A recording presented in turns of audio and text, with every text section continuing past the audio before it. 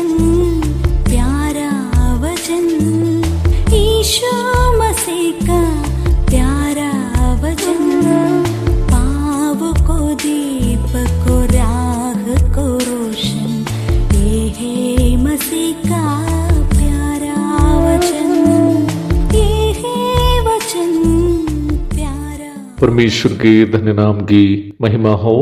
प्रभात मनन के सत्र 1858 में आप सभी का बहुत ही विनम्रता के साथ स्वागत करता हूं। आइए आज के मनन के लिए हम पढ़ते हैं इब्रानी अध्याय 5 पद 10।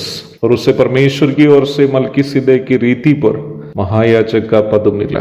प्रभात मनन के बीते सत्र में हम ये देखे थे कि प्रभु यीशु मसीह के महायाजक होने का पद कैसे हारून के महायाजक होने का पद से विभिन्न है।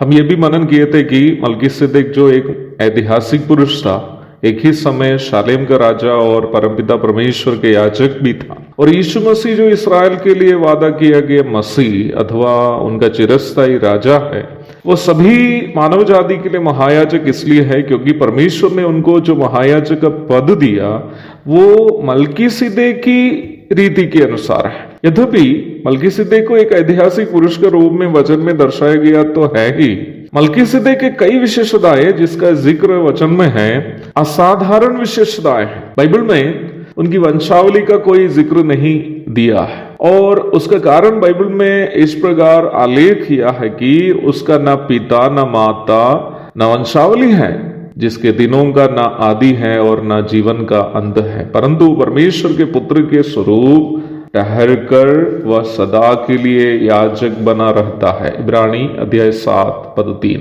मलकीसिदक शब्द का अर्थ धर्म का राजा है, द किंग ऑफ राइचसनेस।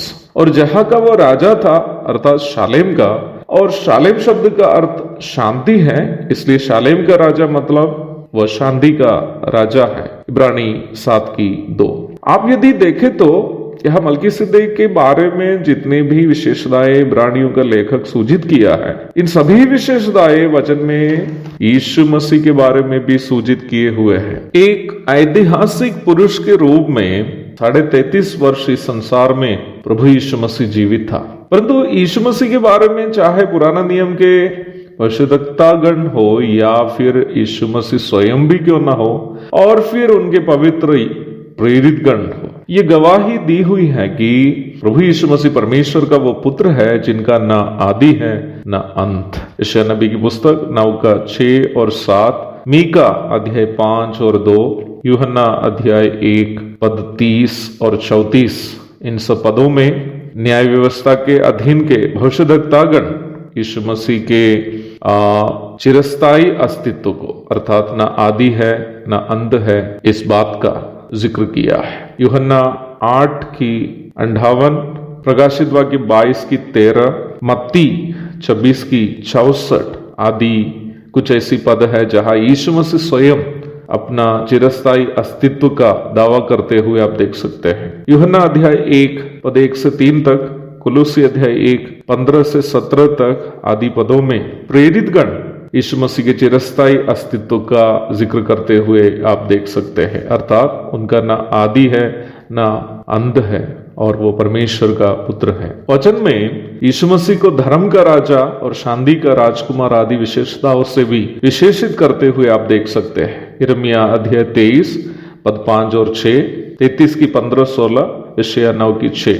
कई बाइबल पंडितों का यह भी अनुमान है कि जैसे पुराना नियम के विभिन्न भागों में परमेश्वर के पुत्र यीशु मसीह को तात्कालीन रूप में संसार में आते हुए देखते हैं, जैसे मूसा ने देखा था और फिर आग की भट्टी में शद्रक मेशक और अबेदनगो के संग 14 व्यक्ति बनकर प्रभु उपस्थित हुए, वैसे ही अब्राहम को भी प्रभु से भेंट हुआ, अर्थात मलकीसिदक जब आया है वो शायद प्रभु यीशु मसीह हो सकता है करके अनुमान लगाने वाले बाइबल पंडित लोग भी हैं। परंतु उस प्रकार की एक प्रस्ताव करने के लिए वचन में स्पष्ट सूचनाएं उपलब्ध नहीं होने के कारण मैं उस प्रकार एक साहसिक काम करना नहीं चाहता, परंतु यह बात सुनिश्चित कह सकता हूं कि मलकीसिदक यीशु मसीह का एक प्रतीक अथवा टाइप अवश्य है। जो बातें छिपी हुई है उसे परमेश्वर के लिए छोड़ देते हैं। व्यवस्था विवरण 29 की 29। इसलिए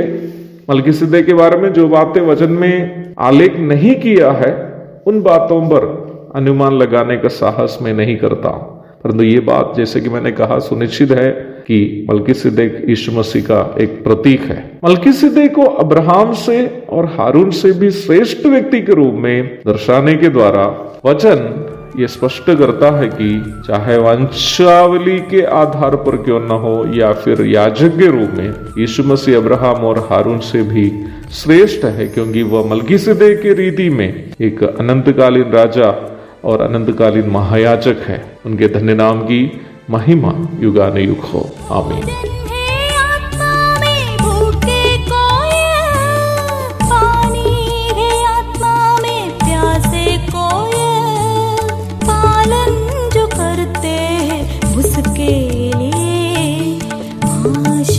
पाने का साधन है ये वचन, प्यारा वचन, यीशु मसीह का प्यारा वचन।